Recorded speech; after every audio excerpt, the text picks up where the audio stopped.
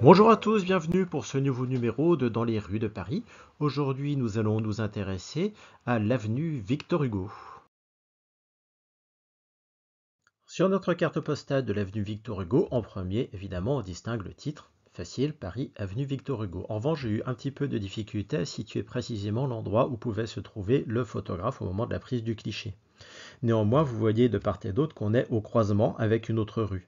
Vous voyez aussi ici la rue Défilé jusqu'à l'Arc de Triomphe de l'actuelle place Charles de Gaulle qui était alors la place de l'Étoile.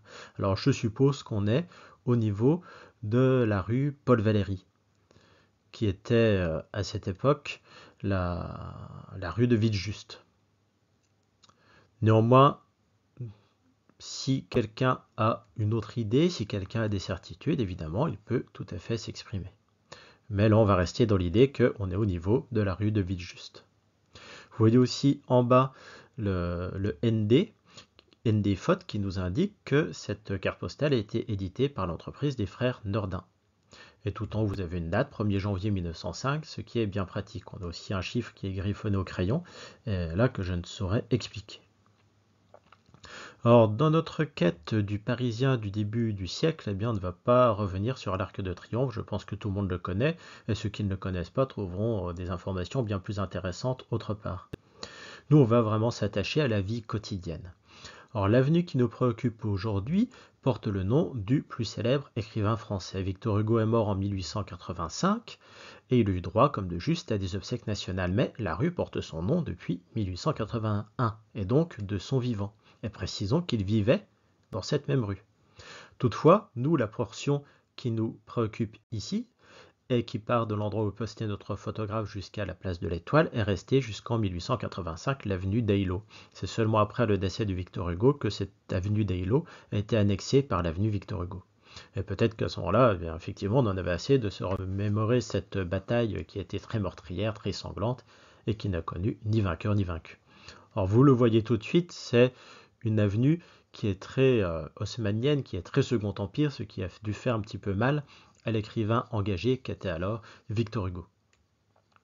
Sur la gauche, vous avez un petit magasin, Vin et Spiritueux. C'est le seul magasin qu'on distingue bien dans cette rue. Voilà, vous aurez sans doute remarqué qu'à cette époque, il y avait pas mal de magasins de ce type, Vin et Spiritueux. Néanmoins, si j'ai choisi cette carte postale, c'est surtout pour les personnages et pour le pittoresque de la situation. Au niveau des personnages, d'ailleurs, on a l'impression qu'on est devant une carte postale qui a été très travaillée, puisqu'on a un groupe à gauche, un groupe à droite et un autre au milieu. À gauche d'abord, vous avez 4 personnages. Au premier plan, eh bien, on a ce qui ressemble peut-être un peu à une tenue de prêtre, une tenue de curé, mais difficile d'être sûr de soi. Et tout au fond, là-bas, on a un homme avec un canotier et un costume sombre qui semble attendre le tram. Et justement, le tram, vous le voyez ici, encadré par des fiacres, par 2 fiacres.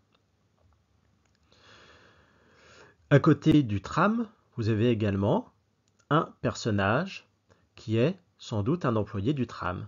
Et on voit mal l'inscription sur le tram, mais je suis prêt à parier qu'il s'agit de la Muette. Vous connaissez certainement la porte de la Muette.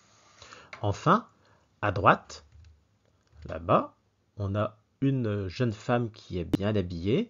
On a une autre femme juste devant la colonne Vendôme qui attend aussi, la colonne Maurice, pardon, qui attend aussi sans doute le tram.